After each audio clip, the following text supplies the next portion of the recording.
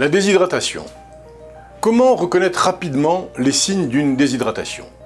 La déshydratation correspond à un manque d'eau et de sels minéraux dans le corps. Certaines personnes y sont plus sensibles. Les nourrissons, les bébés, les jeunes enfants, les personnes âgées et les personnes souffrant de maladies chroniques comme le diabète par exemple. La déshydratation, un manque d'eau dans le corps. Comment cela peut survenir? Suite à des diarrhées, des vomissements. Dans certaines maladies chroniques, j'ai cité le diabète. En cas de prise excessive de médicaments diurétiques ou laxatifs. En cas de transpiration excessive liée à une canicule. Ou, tout simplement, lorsque l'apport en eau et sels minéraux ne compense pas les pertes. Comment reconnaître rapidement les signes de déshydratation? Les premiers signes sont la soif, bien sûr, des lèvres sèches, une perte de poids débutante, inférieure à environ 5% du poids du corps, une fatigue anormale et une perte de force.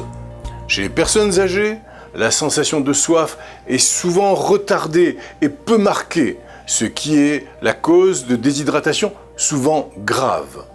Si la déshydratation n'est pas compensée rapidement par un apport d'eau suffisant, elle va encore être beaucoup plus grave. Qu'est-ce que la déshydratation grave? Cela correspond à une diminution du poids supérieure à 5% du poids total de la personne. Lorsque cette perte de poids est supérieure à 10%, le bon fonctionnement des organes vitaux, le cœur, les vaisseaux, le foie, le cerveau, etc., peuvent être compromis.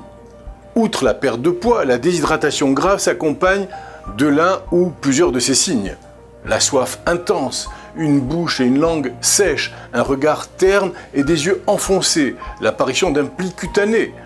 La peau tarde à retrouver son aspect initial, une peau sèche, froide, pâle, une fièvre, des urines en faible quantité, des maux de tête, une désorientation temporospatiale, des vertiges, des troubles de la conscience avec des malaises ou des étourdissements. Et enfin, une modification du comportement avec ou de l'agitation ou de l'apathie ou alors un état de grande faiblesse. Est-ce que les bébés sont sujets à des déshydratations? Les bébés de moins de 6 mois sont fragiles. Attention à la déshydratation chez eux. Elle survient quand l'organisme perd trop de liquide et de sels minéraux, essentiels au bon fonctionnement. Dans l'organisme d'un nouveau-né, l'eau représente 80% de son poids et 65% chez un nourrisson de plus d'1 an.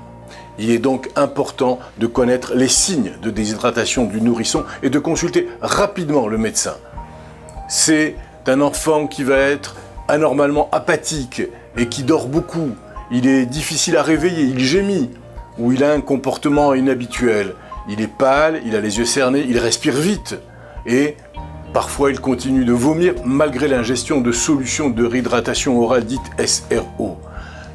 On assiste aussi à une perte de poids de plus de 5% et il va également présenter ce qu'on appelle une dépression des fontanelles.